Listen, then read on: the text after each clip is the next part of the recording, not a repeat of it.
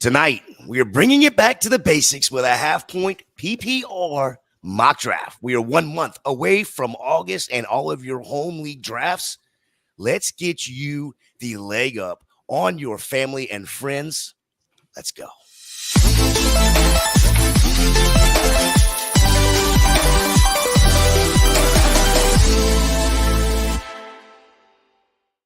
Welcome back to Mocking with the Stars here on Club Fantasy FFL. Chris Battistell at FF Chris B on Twitter is in the house yet again. And, of course, you can find me at Fantasy J over there on Twitter. But, Chris, more importantly, buddy, it has been a gauntlet of stars that we've had on this year. And why stop now?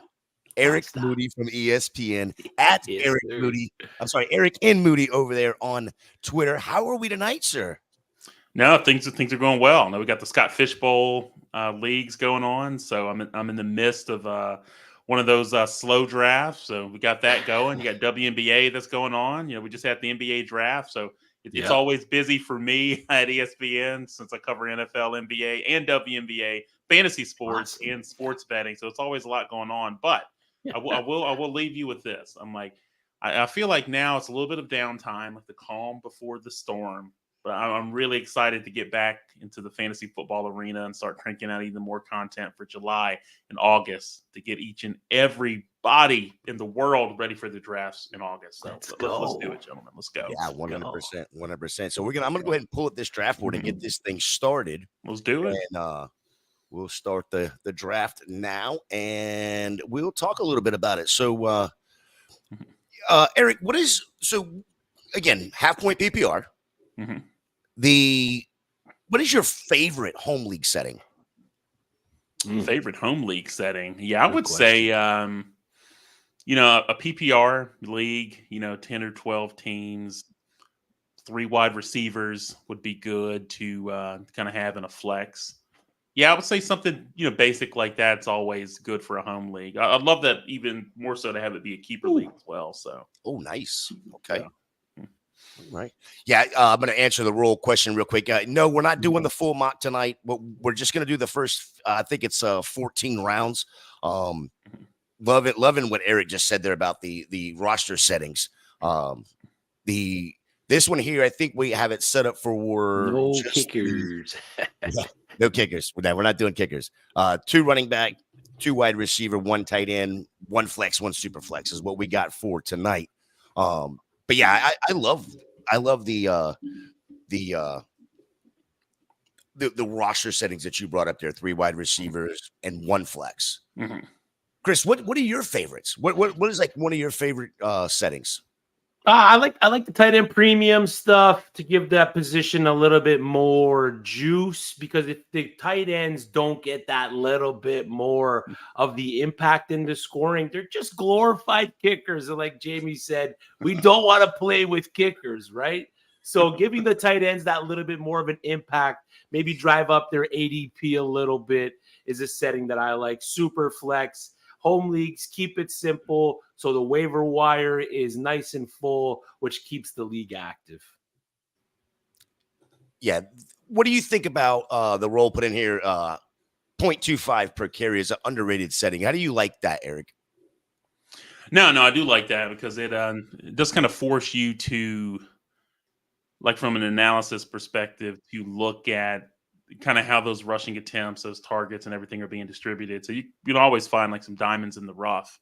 So now I'm on board with that. I wish I actually played in more leagues that had that as a scoring setting. So yeah, we were talking right before we came on air about Scott Fish Bowl. Scott Fish Bowl has that setting this year as well. I actually enjoy it. How many Scott Fish Bowls have you been in? I know it's not pertaining to this particular draft, but how many Scott Fish Bowls have you been in? Yeah, I think this is my I'm gonna say 7th or 8th Scott Fish Bowl. Nice. Yeah, so it's it's been quite a bit. What's the furthest you've ever made it? Have you gotten close to winning? Yeah, I have gotten close. God, I can't even remember. It's like like where it keeps isolating it down. Yeah, I can't. I'll have to look, but it may have been like within like the top like 50 or so, but it's Oh, just that's pretty good though. something's always kind of happened for where somebody Sure. gets hurt or somebody underperforms. But Yeah. I do have the pretty good track record since I've been in the Scott Fishbowl leagues, year in and year out, with at least winning the division. So it was a little bit of a rough season last year. So we won't talk about last year, but hey, there's always optimism for 2024, right? Go up. Time to go up. Yeah, we Oh. discussed last year. Last year, I started Mhm. off again drafting from the 4 spot. I got Mhm. Lamar Jackson at the 4. Okay. Came back around. I got Jonathan Taylor, Hmm. and then with that 3rd round reversal, ended up with Anthony Richardson in the 3rd round.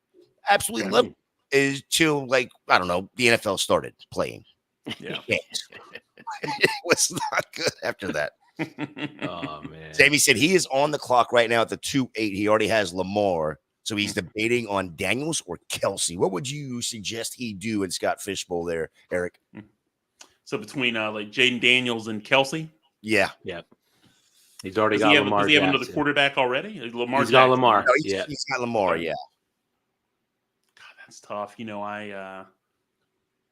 I'll kind of go outside the box here. I was thinking even to go with Jaden Daniels there Mhm. because you've got those 2 quarterbacks who aren't afraid to tuck in the football and generate some rushing yards, rushing touchdowns. I'm really excited about Jaden Daniels in this offense that he's in. One thing I may end up doing is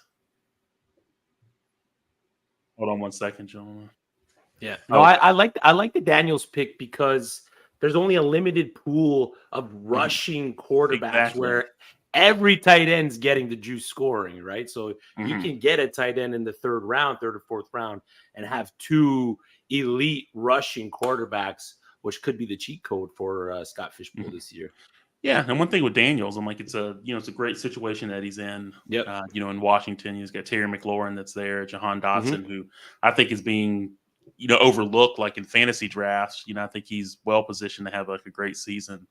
And they got Austin Eckler obviously there, Brian Robinson Jr. So they've got some players, so he's well positioned for success. And it's some may consider it a risk, in a tight end premium league, but I'm like, there's always going to be, tight ends available late, kind of breakout candidates that you can kind of latch on to. Maybe he gets Brendan Ayuk. Just maybe he gets Brendan Ayuk.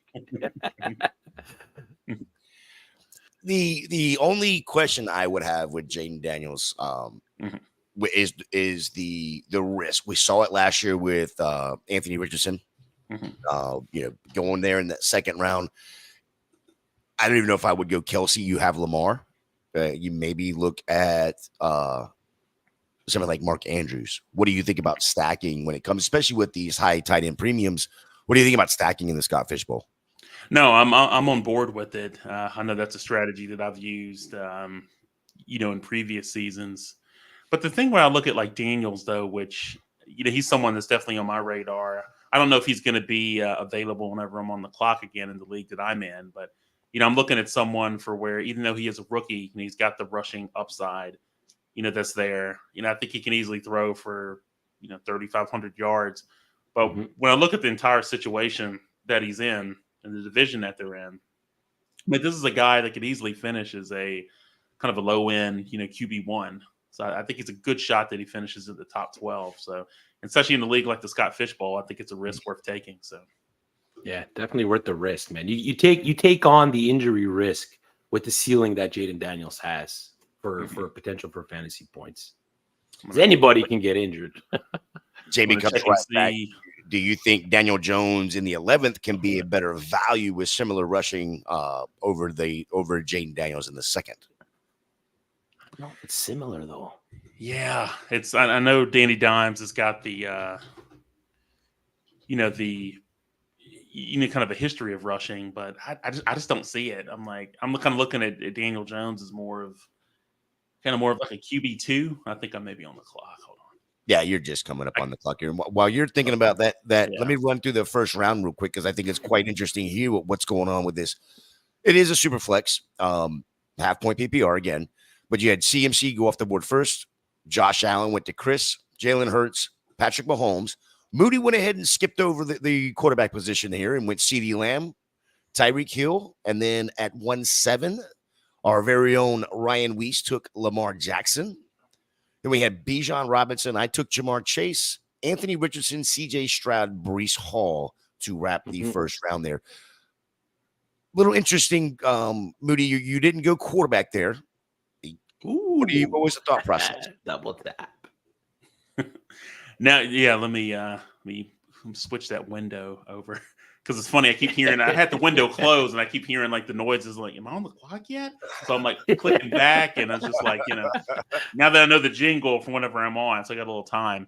Yeah, I'm just kind of looking at this. I know there's a lot of quarterbacks going early, but even like in a super flex format like this, I'm like, even starting off with a guy like CeeDee Lamb and AJ Brown, those are two wide receivers who are going to get like a ton of targets. They're in productive offenses. Yep. But then I look at like the quarterback situation, and there's a lot of viable quarterbacks available here.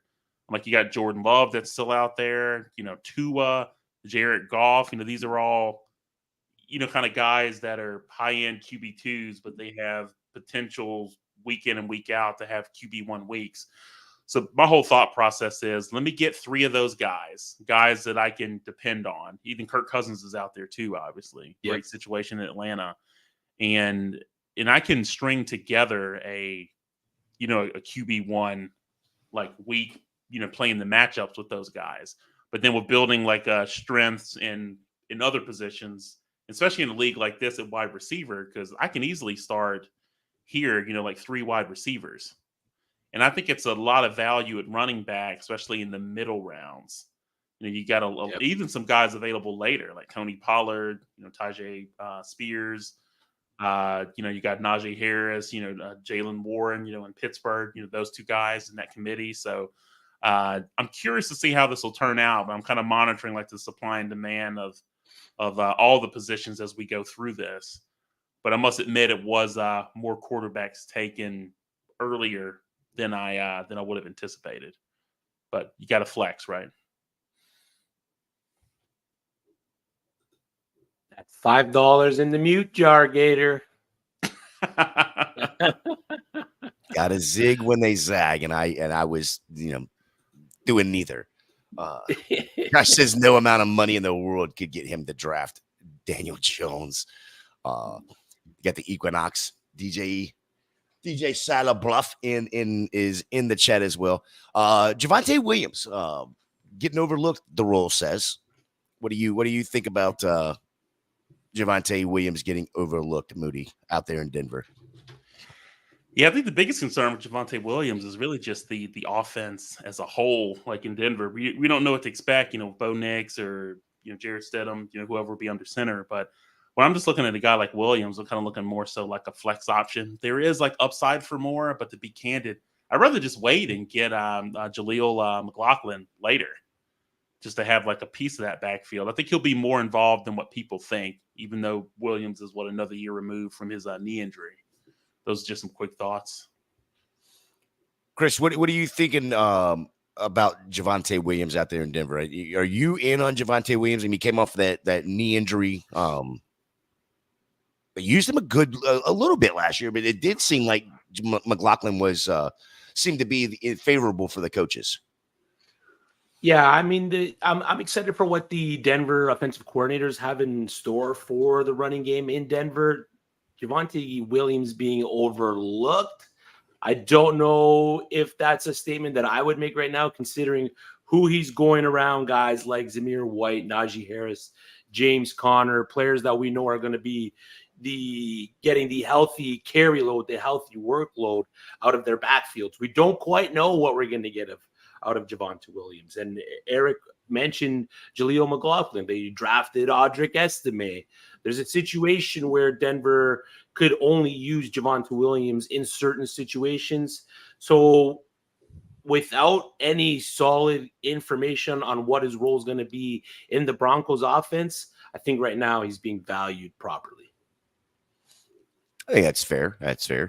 Yeah. Run through this second round here. We had Amon-Ra St. Brown started off, Kyler Murray, Jaden Daniels, Joe Burrow, Justin Jefferson, Jahmyr Gibbs, the 4th running back off the board, Dak Prescott, A.J. Brown, Garrett Wilson, Puka Nacua, Marvin Harrison, Jordan Love to end the second round there. I want to look at this Marvin Harrison. He's going off the board here at wide receiver 9. Yeah. Chris, you chose him there. Mm-hmm. So I want to go to you first, but I mean, valuing him at wide receiver 9 seems a little steep for me. Maybe rich. it's a little pricey. Yeah. Talk to me about the thought process when you went and got Marvin Harrison there.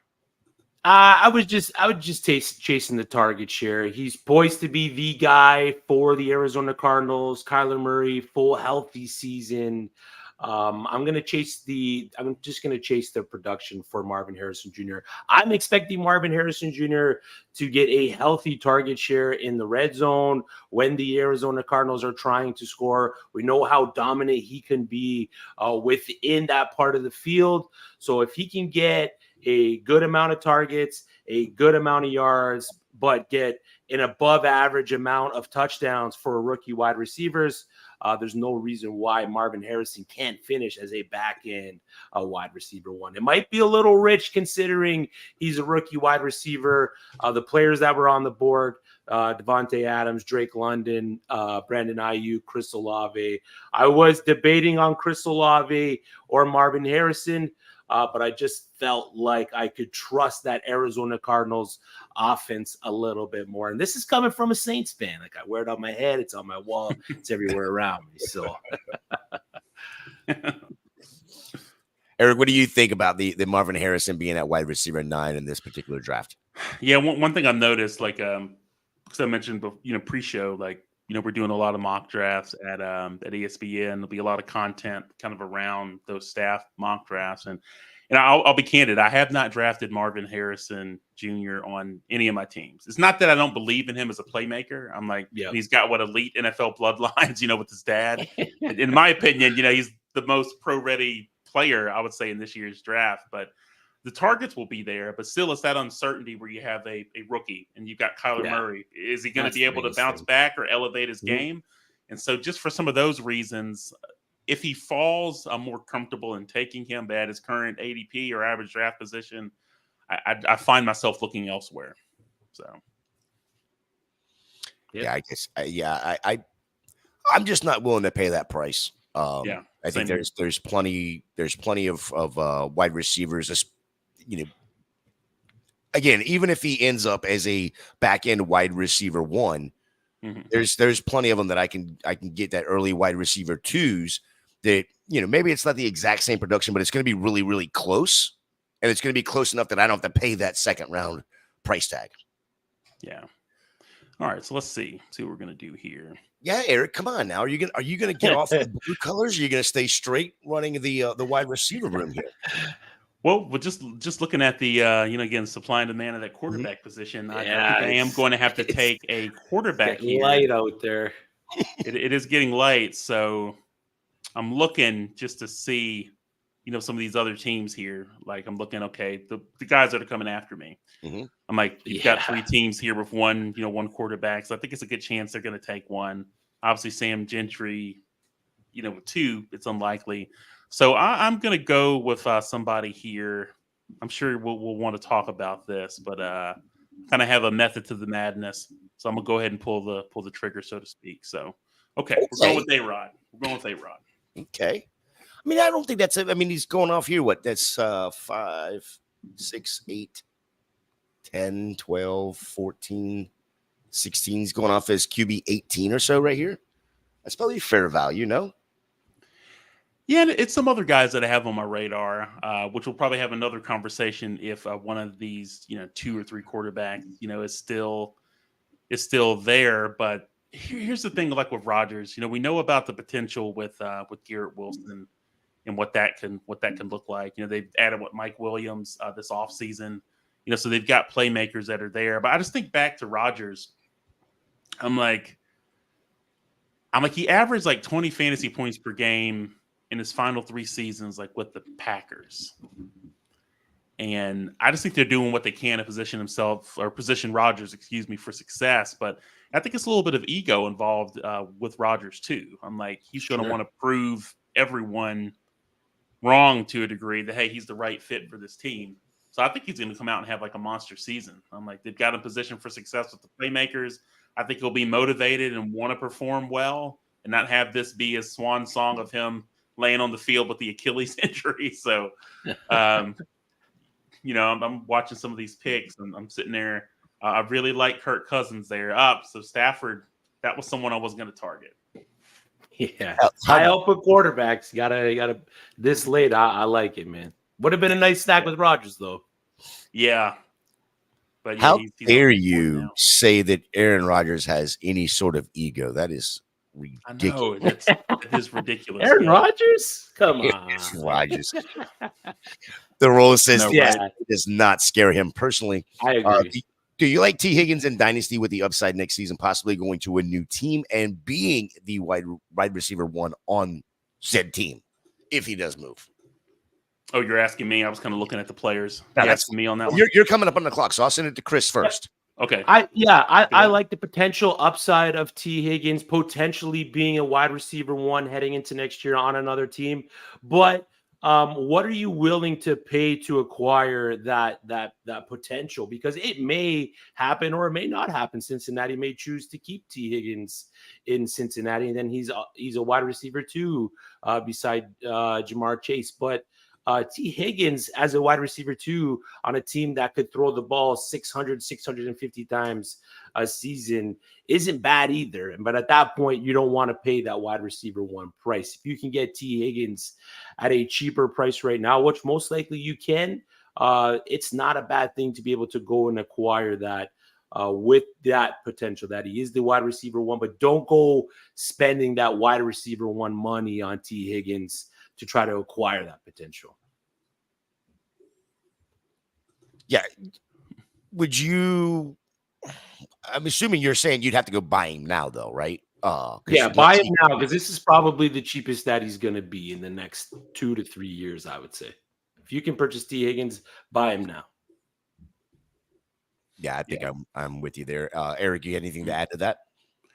No, I think he hit on all the points. It's like, the guy's only 25 years old, and so he's performed well whenever he's been the guy. Whenever Jamar Chase has been out, he's productive when he gets the targets. And I think one thing for when I think about Higgins, I'm like, from a film perspective, I'm like, he's got the ability to win like on the boundary. Orb is like a seam stretcher from the slot, so he's very versatile. It just comes down to like what team he goes to. He obviously has an advantage catching passes like from Joe Burrow, but depending on where he goes, that's really going to dictate, kind of how much of a steal, so to speak, it would be to trade for him now. But I think it's a risk worth taking. I think wherever he goes, the targets will be there, and that really trumps all, even if the quarterback situation is not ideal. So, just a few thoughts. Yeah, the rules like wanting him to be in Jacksonville with Trevor Lawrence's college teammates. I think that would be, if that were to happen, I think the no, we want Brian Thomas, man. We don't want T. Higgins. We don't. Stop lying to yourself already. Give me T. Higgins in Buffalo next year. That's something that I would be excited for. T. Higgins as a wide receiver one with a quarterback that can throw the deep ball. Sign me up with that, man. I mean, what about Keon Coleman? And that's Brian Thomas. They're the same player, aren't they? They're similar, but I'm give me T. Higgins over Keon Coleman. But don't go touching Brian Thomas, please. Don't do that to me. All right, okay. Please. So we're gonna have to go running back here. So let me take a peek. Okay, all right. I feel good about this one. Let's see. There's some good ones on the board. So yeah, it's a solid pick in the half-point PPR. Let's talk about Aaron Jones, right? Yeah, let's talk about it. All right, so Aaron Jones, he's one of those guys that in our kind of ESPN staff mock drafts and our average draft position, I'm getting him on a high percentage of teams. So here's what I'm looking at when I'm looking at Jones. You've got someone who's the RB18 in ESPN's live draft trends. So used to seeing that guy in a Packers uniform, but he spent 7 seasons with the Packers. Now he's with the Vikings. Did have some injuries last year, right? The hamstring and a MCL, I believe, MCL sprain. Now, he only averaged like a little bit over 12 fantasy points per game last year with the Packers. I do believe he's in a great spot to bounce back with the Vikings. So, let me explain. So you got Minnesota's running backs last year, right? They ranked 30th in total yards and touchdowns last year. And you got Jones. I think he's a guy that's going to be leaned on heavily by Minnesota as a runner and also as a receiver out of the backfield. So I think he's a great value in drafts, pretty much in all formats right now. Yeah, I agree with that, man. He's going to be the outlet for whatever quarterback's starting there for Minnesota, whether it's JJ McCarthy, Sam Darnold, or the guy they have lined up behind them. Aaron Jones is going to be the guy for the Minnesota Vikings. So I love the value you've been able to get on him. Great pick there.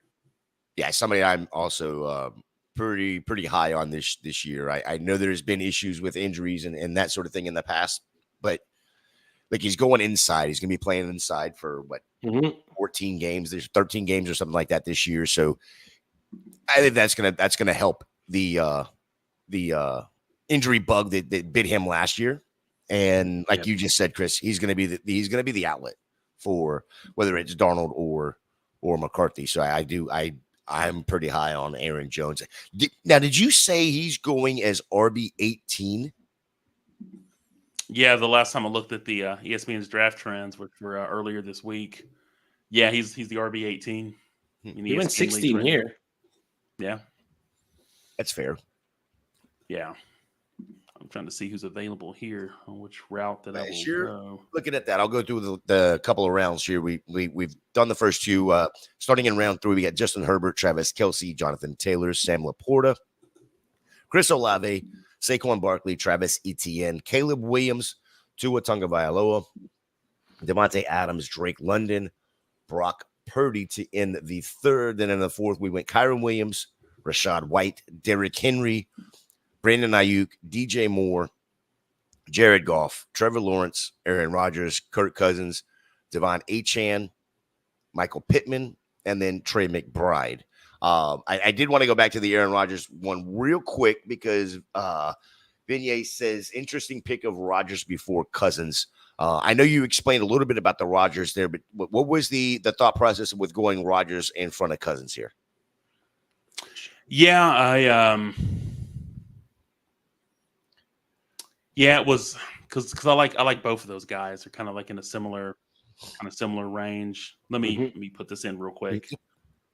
I'll kind of keep an eye on the clock. I think I have an idea of who I'm going to get, and so yeah, I just felt like with Rodgers, just because it's interesting because you got both quarterbacks are in great situations. Cousins in a great spot, Rodgers in a great spot, supporting cast, coaching, the whole nine. And so I wanted one of those two guys. I was keeping my fingers crossed that Cousins or Stafford would be available on the back end, which that did not happen.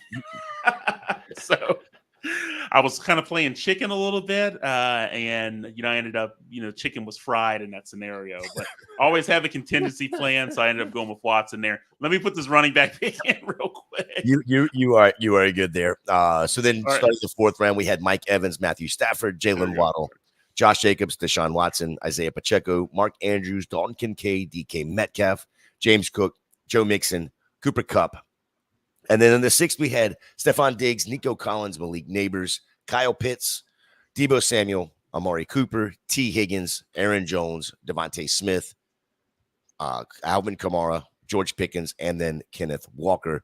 I find it interesting how far Devontae Smith fell. I know it's probably only like wide receiver, 23, 24 here, but is there the possibility that Jalen Hurts can support 2 top end? I mean, he's done it for the last couple of years. So, I mean, can he continue to do it? And do you think that Devontae Smith falling into the 6'9" is too far? Yeah, because I'm looking at Smith. I'm kind of looking at him as a mid-range, wide receiver 2. I'm like, he's a lock to get, over 100 targets easily. Brown's obviously going to be the alpha. I could see him easily getting 140 or more targets. But Smith, he's a lock for, I would say, 120 or more. And so, me see where the draft is at. Hold on one second. You're good. You're good. Oh, okay. Yeah. We're good. Yeah, I just keep hearing these jingles, but it's not for where I'm on the clock. So I've got that window kind of like minimized, trying to peek at it like every minute or so. But yeah, I was surprised that Smith dropped that far, but it could just be because it's like a super flex league, and strange things happen, right? With these quarterbacks going earlier. Not in drafts. Nothing strange happens. Everything goes just like the mock. Yeah, especially mocks. Because according to ADP, all the time. All the time. And also with Devonta, you got a healthy Dallas Goedert coming back. They're bringing in Saquon Barkley. So they're going to have a competent running back that can not only rush it out of the backfield, but receive it out of the backfield. They were the 21st ranked team in pass attempts per game last season. So Devonta Smith going in the range of T. Higgins and Amari Cooper. Amari Cooper's the wide receiver 1 on his team. Malik Neighbors, wide receiver 1 on his team. George Pickens, wide receiver 1 on his team. Yes, he's getting Arthur Smith, but Arthur Smith isn't a bad offensive coordinator for the wide receiver 1 on his teams. If you look at the trends of how the wide receiver 1s produced on Arthur Smith-led teams, A.J. Brown in Tennessee had consistently put up 1,000-yard seasons while he was the offensive coordinator. Drake London saw a dominant target share in Atlanta when Arthur Smith was the guy calling plays in Atlanta. So I'm okay taking George Pickens over Devonta Smith, knowing Devonta Smith is maybe the second option in the passing game in most weeks, and then some weeks maybe the third passing option or the fourth passing option. I think George Pickens is going to give me that safer floor over a player like Devonta Smith. So again, I don't think Devonta Smith going where he is going is bad value, but I maybe take Devonta Smith over some of the running backs that win. Maybe I'm taking Devonta Smith over Joe Mixon or James Cook. But anyone else, I'm okay taking the wide receivers that went ahead Devonta Smith there. All right, so Yes, kind of that's looking at that's this fair. I board. just don't know if I'd take Malik Neighbors over him. Yeah. But Malik Neighbors is destined to see 125, 130 plus targets in New York. Yeah, sure. Yeah, but how many of those is he actually going to catch? We know that they're going to be. No, I mean, he can see the. No, you're absolutely right. You're how much quality is going to be the targets? Correct. Yeah, he's going to be the guy that no matter what team they're playing, the defense is going to key on because what else are they going to be throwing to? Yep. So I just plus he's a rookie. Still, still got to learn the system and something like this. I'm not comfortable going out there and I guess overspending on Malik Neighbors when there's guys like George Pickens who have done it, guys like Devontae Smith who've done it, Christian Kirk who's done it. Yep. All right, the 6th round came out. It finished up the 6th round with Kenneth Walker. Then we started the 7th round. Tank Dell, Ramondre Stevenson, Christian Kirk, Hollywood Brown, Zamir White. I think that's a great pick, Moody. Zamir White. I have not been in on Zamir White. People have, including our very own Josh Hudson, have kind of leaned me into Zamir White might be a very viable running back too. Evan Ingram. Yeah. Evan Ingram, Terry McLaurin, Keenan Allen, Najee Harris, Rome Odunze, Zay Flowers, David Montgomery to end the 7th round here. So let's go back to Eric's team real quick. You started off with the 3 wide receivers. Then you did the Aaron Rodgers, Deshaun Watson, and now 3 straight running backs with Aaron Jones, Zamir White, and then Tony Pollard. The reason I want to come back over here is he's still out there, but I think this Tennessee backfield to me is going to be like a 50-50, 45-50 split. Mm-hmm. What's your thoughts on the Tennessee backfield between Pollard and Tajay Spears? Yeah, I think both guys will be involved. We all saw where Pollard had a larger workload last year. He wasn't as productive, especially as a runner. He had I think it was a very low yards per rushing attempt. But I do see Pollard and Tajay Spears being actively involved. So I like both players. Whoever's available in your drafts, I would target one of them. I just went with Pollard in this scenario because he's going to be kind of the lead guy, since they did add him this offseason. And I just wanted a reliable like RB3, but there's still some other running backs that are out there that are kind of intriguing as well. You mentioned like Zamir White. Definitely some things I want to say about him. Let me kind of queue up this pick real quick. Let's see. So we got it's some other running backs out there that I like, but I want to add another wide receiver, and I've got something to say about. I'm going to go with Christian Watson here. Nice pick. That's a good. I've got some things I want to say about him, and also Zamir White. I should have enough bandwidth from making this pick till I'm on the clock again. So we'll go Watson. Okay, so let's talk about Zamir White. So one thing that I like, you have Antonio Pierce, right, taking over, with the coaching. I'm like, you look at those last 4 weeks of the season. I'm like, White had like at least 20 touches each week. I know you had Josh Jacobs was dealing with a quadriceps injury, I believe. And I think White accumulated like 457 total yards. He's like the RB8 over that time frame. I'm not worried about Alexander Mattison. He had an opportunity to kind of really solidify himself as a top back in the league, failed miserably last year. So I think White will get enough touches to be a reliable like RB2, for fantasy managers. And I can see him having some RB1 weeks. So look, I got a lot to say about Watson because this is someone that I know Sigmund Bloom and I talked about on the couch. So if you follow me on X or Twitter, whatever you call it, check on my timeline for the link, to that episode. Here's the thing with Watson. I think he's a great value.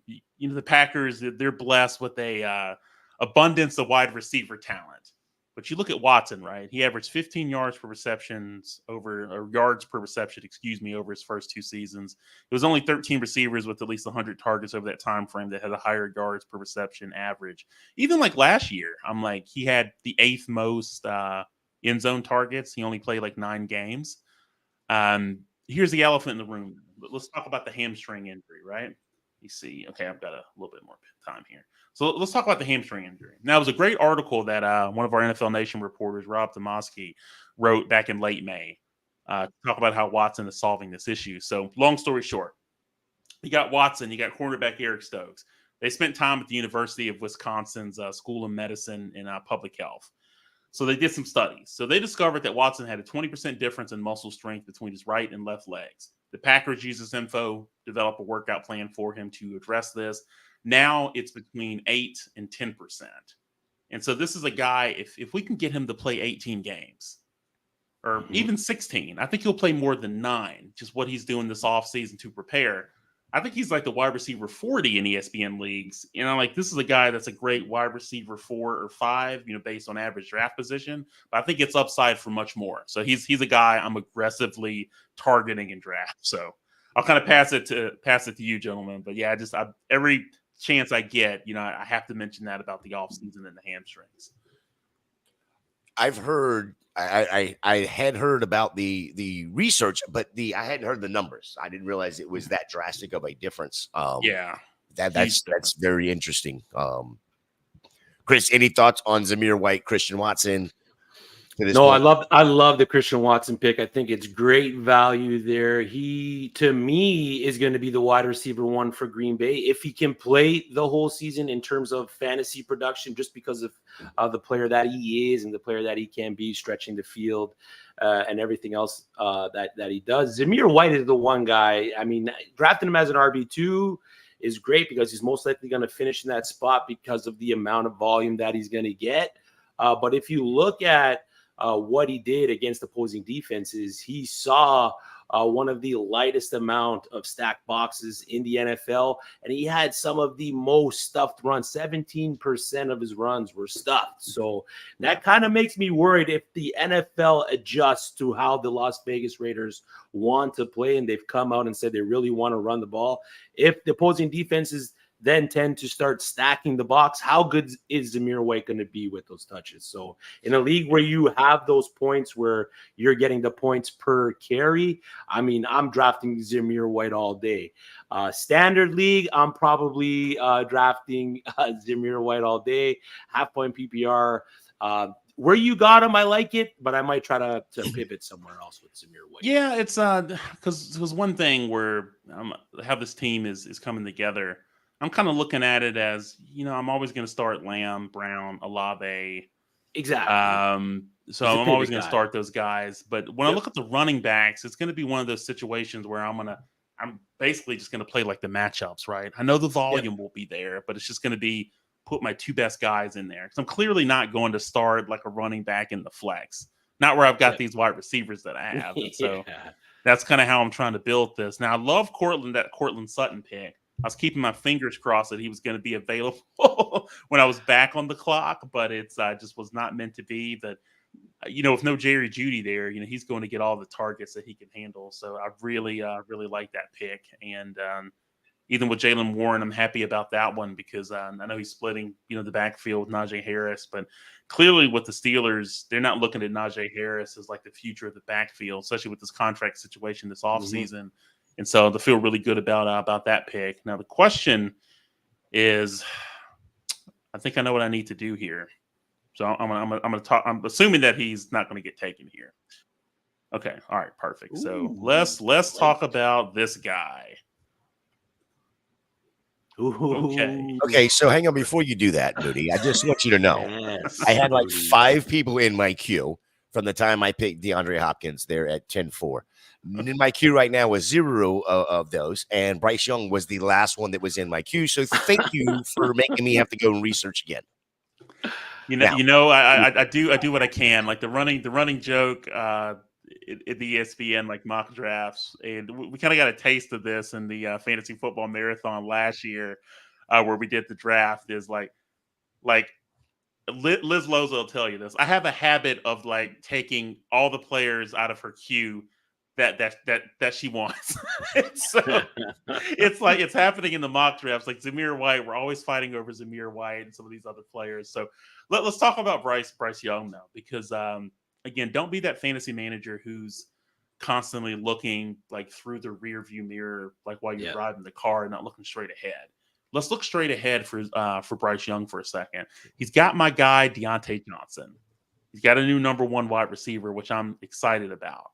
Johnson has minimal competition for targets. I think Bryce Young is going to pelter him with targets. You got the coaching change too. You've got the Dave Canales, right? Hopefully I'm not mispronouncing his name. You've got that new coaching addition, and he basically revived like Geno Smith's and Baker Mayfield's like careers. And so I think Bryce Young will be a better NFL quarterback in year 2, especially with a full NFL offseason like under his belt. And so I'm very comfortable with having him as like my QB3 to pair with like Aaron Rodgers and Deshaun Watson. So I was kind of keeping my fingers crossed that he was there. I can go with someone like that as opposed to Derek Carr or Danny Dimes that we were talking about. So I don't know. What do you guys think about Bryce Young? So I was completely out on Bryce Young last year. Again, talking about a rookie. Yes, his size was a factor. The issue for me was that team was horrible before he got there, and I don't think he didn't have a chance. But as a lot of people know, I'm more in on him this year with the upgrades of the offensive line. Of course, like you brought up, your guy, Deontay, Josh's guy, Deontay Johnson, moving into that wide receiver 1 position there. Yeah, Adam Thielen's still there. And if you look at what Adam Thielen did last year, it wasn't great, but he was very productive, especially when it came to fantasy. When you've got that offensive line, now he's got a running back that is actually at least what we think is going to be serviceable in Jonathan Brooks. I'm in on Bryce Young this year, especially at the value that you're getting him at. He could very possibly be a mid back end quarterback 2 with a QB1 upside, in my opinion.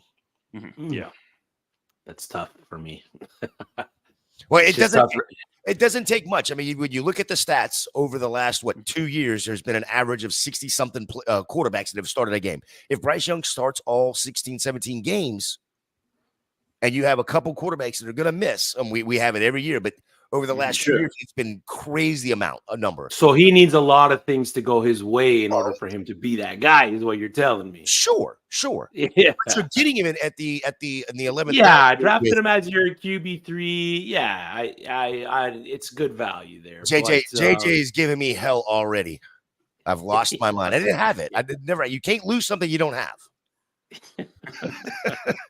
So no, I like the Bryce Young pick there, though. Chris, what do you say about Bryce Young? No, I like the value.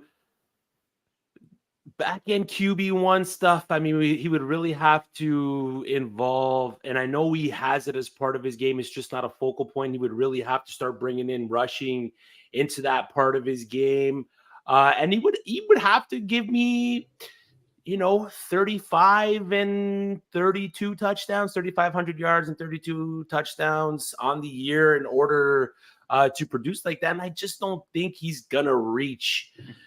I don't think Bryce Young reaches 27 passing touchdowns, let alone 30. Man, I got a decision to make here, guys. You know what? I'm gonna roll the dice here. So hopefully my method to my madness pans out here. But okay, all right. So we'll go with Luke Musgrave. Luke. So I do need a tight end. So I guess what I'm kind of looking at here, I'll probably need to do the tight end by committee approach. Two viable tight ends, play the matchups, which, hey, it's fine. I kind of positioned it this way, but I'll go ahead and show my hand here like a little bit, because I look at in my queue and I'm like, you still got DeMario Douglas that's still out there, and you still have like Jerry Jeudy, who, I think in this situation, I know he's obviously not exceeded expectations just given his NFL career so far, but I think he could have a career year, in this Cleveland Browns offense. Amari Cooper's still the alpha, obviously, but if Cooper misses time, there'll be even more targets to Jeudy. But, I think Jeudy is like a lock for like 100 or more targets, and it's rare to find a receiver at this stage of a draft who gives you that potential. But another guy, which I know a lot of people are excited about the New England Patriots offense. Everyone's looking at like, hey, Ramondre Stevenson maybe, but I love DeMario Douglas though. I'm like, he's positioned to be their number one guy, and he's still out there. So I know those are two guys that I'm looking at, but I definitely need a starting tight end, and I'm going to need someone else just to pair with with Musgrave as a potential streamer. I'm trying to check and see the bye weeks for the pack real quick, just to make sure that this stack will actually pan out. Give me a second here. Are you going Luke Musgrave, Tucker Kraft? When is the No, I'm not doing that. When Packers bye week. I can't remember it offhand. Here, help me out here. Let's see. Usually it's on Sleeper here, but I don't think it shows it. Yeah, I was looking on Watson and also Musgrave just to see, but I don't see anywhere else I'm blind as a bat right now. It shows them, but it doesn't show them once you pick them. So it's actually down in the I'll just go here. So week 10. 10, yeah. Week 10, okay. So 1 o'clock. You got week 10 there. Okay, so this could work. This could work here. Eric, I want to go back up a little bit. I believe it was in round 7. Vin's got a question here for Eric. Odunze going before Zay Flowers. What kind of role do you anticipate for Odunze in the Bears offense this year? And I'll add to it. This may be a 2-part question, because you could have a completely different role in the beginning of the season, or probably will have a completely different role in the beginning of the season than you will at the end, especially having with DJ Moore and Keenan Allen there, because I think Rome is probably going to end up playing more of the slot than outside to start the year. And then he may progressively move to the outside. What are your thoughts? All right, so I was just putting that pick in. So we're looking at Odunze and talking about Zay Flowers, right? Yeah, he's basically wanting to know what you think the role is for Odunze in the Bears offense. Oh, okay, gotcha. Yeah, but my biggest problem is that I know the Bears haven't had a quarterback throw for 4,000 yards, and I forgot the stat. I even tweeted it out on or posted it on X on a draft night. I just can't remember, but I just don't see Williams throwing for 4,000 yards, and I think it's going to be a struggle for him to get over 500 pass attempts. And so when I look at Odunze, and you got DJ Moore that's there, and Keenan Allen, those are guys that command like a high number of targets. I just think it's going to be tough for Odunze to get even like 100 targets. One of those other guys ahead of him may need to miss time, but he's just not anyone that I'm aggressively targeting. But if you look at like Zay Flowers, I really like the situation there. I know people are kind of talking about Rashad Bateman is just a year he breaks out, whatever, all that kind of stuff. But I really like Zay Flowers. I'm like, he's someone that's definitely a great flex option, but with upside for much more. But I'm actually looking at Flowers as the guy that leads the Ravens in targets. I believe he's going to finish with more targets than Mark Andrews. Yep. And so I would prefer Flowers if you're asking me to choose between those two guys. I would prefer Flowers in that scenario. Yeah, he has the role right away in that offense. He's going to be the wide receiver one for the Ravens. Like you mentioned, we don't know what Odunze's rule is going to be, at least at the beginning. For me, the draft is to put your foot forward, get yourself positioned for the early start of the season. Your team's not going to look the same at the end of the season as it did when you drafted it. So you kind of know what Zay Flowers is going to give you. At that point, you got to take Zay Flowers over Rome Odunze and not try to project what Rome Odunze is going to be at the second half of the season. Because if that's what you're doing, you can take Rome Odunze a little later in the draft. Yeah, that's the thing. He's like, to your point, he's one of those guys you may want to just kind of hold on to, and he could be like a difference maker like later in the season. Like I love him from a film perspective, and he's a physical receiver, knows how to use his size and body very well. When making contested catches. I just have a big concern about the target volume, and so, but who knows if Keenan Allen misses time, which is in the realm of possibility given his injury history and age. We could be talking about Odunze as like a top, waiver wire pickup. I could be writing about him in the waiver wire column here in a couple of months. We'll see. Exactly. That Odunze is the type of guy that you let your league mates draft. He's going to start off slow. He's either going to end up on the waiver wire, or you're trading one of these early productive running backs for Rome Odunze, and then hoping that he goes off in the second half of the season. And if he doesn't, the running back that you most likely traded that went off early is going to be either not the same guy he was, or he's going to be non-existent at that point. So it's okay taking the risk then this early in the draft when you can get a guy like Zay Flowers. Go ahead and put this pick in. Like I'm really surprised to see Demario Douglas like still available. I'm like looking at some of the other guys around him. Like he's the only like number one wide receiver that I see out there. Mike Williams isn't the number one guy. You got Gabe Davis, but heck, it's Gabe Davis. And so I feel really good about having Douglas available this late. And so kind of keep that in mind, for everyone that's watching or in the draft, if you're in your home league, and if you can get Douglas near the end of your draft, I think he's a guy that is going to exceed like expectations like this year. I just believe the targets will definitely be there. He's the guy that I have projected to lead the Patriots in targets. So, yeah, I was just scrolling through a second ago going, ooh, I like that guy. Ooh, I like that guy. Ooh, I like that guy. So there's plenty of them out there, especially this late in the draft itself too. Josh says he has Odunze projected at 87 targets. Wardrone's offense last year, 3 wide receivers, 95 targets. But he thinks also saying that that DJ Moore, Keenan Allen, and Odunze getting 100 would be pushing it. I think that's very, very, very fair. All right, so the draft is wrapped. I do want to ask you a couple quick questions, though. We saw you in this draft, Moody, go a heavy wide receiver start there with 3 straight wide receivers, even in a super flex. But what is your go-to strategy that you seem to like? This is my strategy going into just about every home league over the last 5 years or so. Yeah, I know I get asked that question like a lot. It's should I go zero RB, robust RB or hero RB, whatever you call it. But for me, like personally, it's really all about using the using like positional tiers.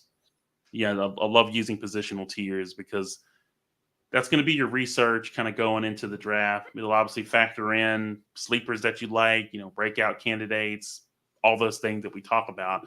And I just let the draft kind of come to me. So based on how my league mates draft, the supply and demand of all the different positions, that's going to dictate, how I build these teams. And I just kind of go with it. So I don't go in saying, hey, I'm going to go 0 RB here or, robust RB. It just depends on how the draft goes. Like I look at this draft, like it could have been completely like different for where instead of CMC going at the 101, let's say if it was Allen, Hurts, Mahomes, then Jackson, and let's say if CMC was available, I would have had to have gone with CMC, Christian McCaffrey, right? Instead of Lamb. Like I thought about, hey, Lamar Jackson looks nice at the 105 or even like Bijan Robinson, but I at least want something that's as sure a thing as possible. And we know Lamb's going to get pelted with targets. So that's why I went with him. And nothing against Tyreek Hill. It's just, I'm just looking and I'm thinking, hey, I can get Jalen Waddle later, who's going to get not the same amount of targets, but is going to be actively involved. So that's kind of my thought process when looking at the tiers and saying, hey, I'll just kind of go this route, and just kind of came together that way. So, Chris, do you have a go-to strategy? No, I'm kind of the same way. Just stay fluid. Take what the draft board's going to give you. Josh Allen at the 102 in a super flex was a gift, so I'm going to take it. Yeah. Middle rounds, go get the guys that you want. Don't overthink it, and that's pretty much it. And read the rules before you draft. Read your scoring settings, because it makes all the difference. The guy at 1-1 didn't know it was a super flex. I'm sure if he knew it was super flex off the bat, he doesn't pick Christian McCaffrey there. So that's a good point. Make sure you're reading into scoring, bonus points, roster construction, all of it before you draft.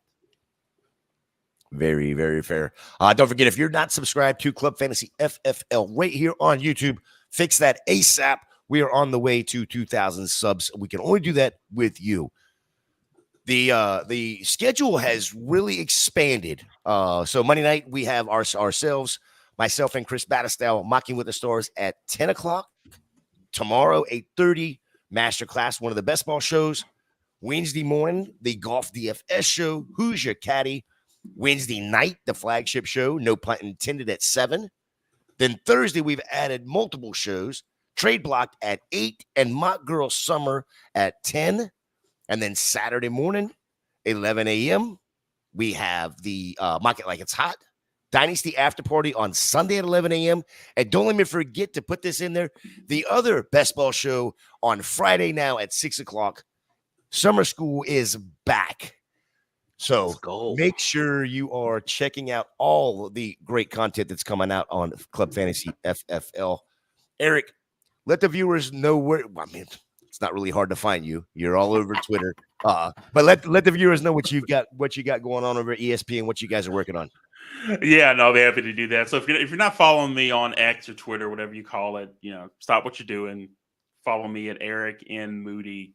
Answer a lot of start-sit questions or just really any fantasy football questions. But for the mothership, I cover the NFL, NBA, and WNBA from a fantasy and sports betting perspective.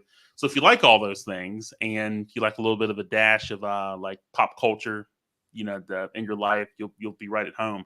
As far as content, though, a lot planned for the rest of July and also in August. Like I'll put together some articles on oppositional tiers, players to target, late in drafts, kind of everyone talks about my guys or people that they're planting their flag on. I'll have an article like that as well.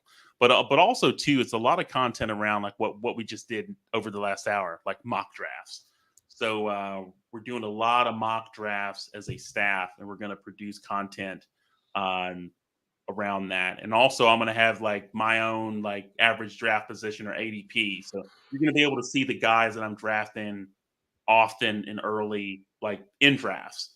And so, be on the lookout for all those things. But hey, if you have any questions, just reach out. I'm not going to bite.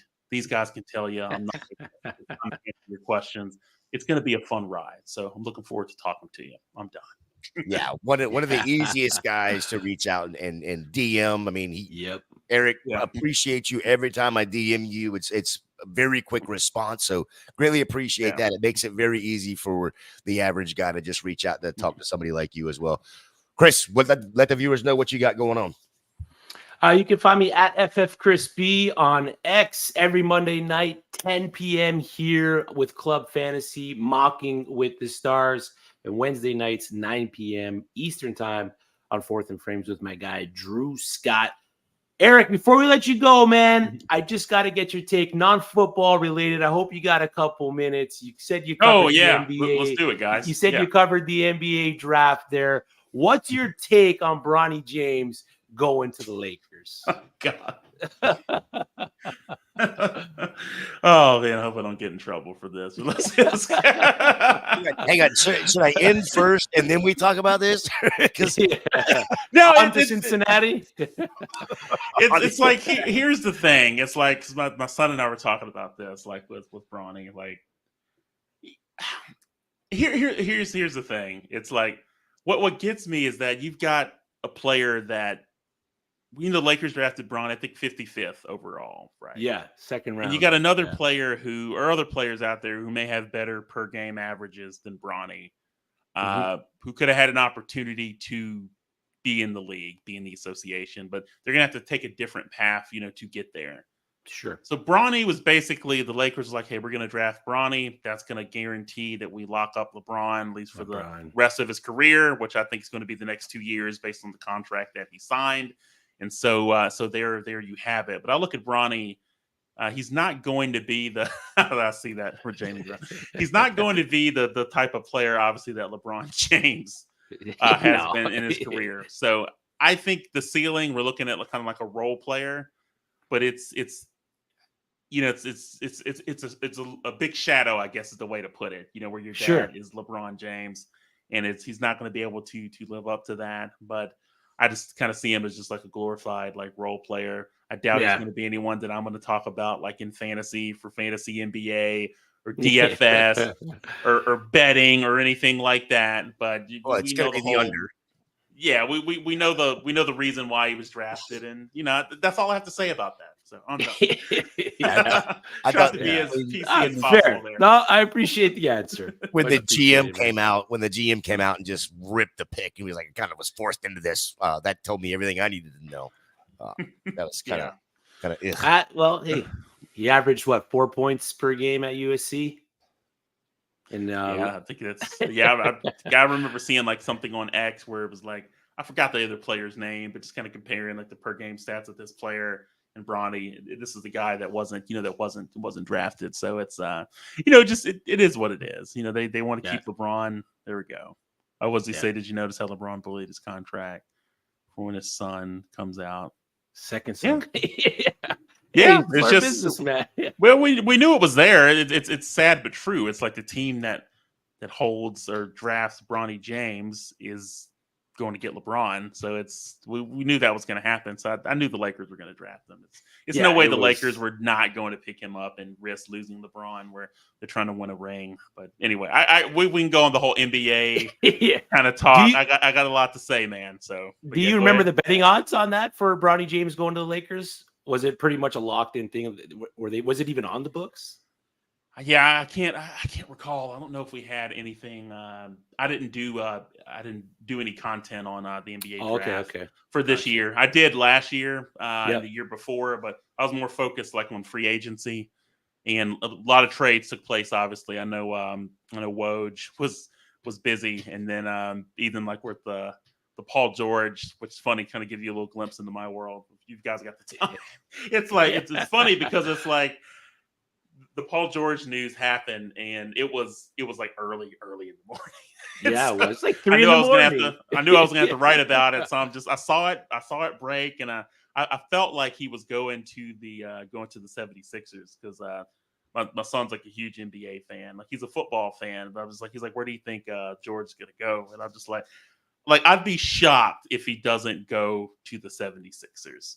Yeah. Just given from my own kind of research and everything that Woj was saying, just from things that he was posting on X. So I wasn't surprised when the news dropped and already kind of prepped the shell of what to say, like in the article. But I know we want to post it quickly. So I'm like, I just set my alarm for like 4:00 have my cup of coffee ready to go, and just started typing. Getting And so ready there we mode. go. I love it. Yeah, That's but yeah, awesome. I love the NBA. Love the WNBA too, and of course football. But yeah. Anyway, we can go down the rabbit hole. Maybe we can do that offline one time.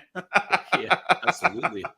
Oh man. Absolutely. Absolutely. Want to appreciate everybody that was in the chat tonight. Appreciate you, Eric, for joining us and knocking out a half PPR mock. I think I'll drop that on Twitter here shortly. But guys, until next time, I think next week we've got another great guest for y'all next week. And we will pick up a whole nother mock draft then. But until then.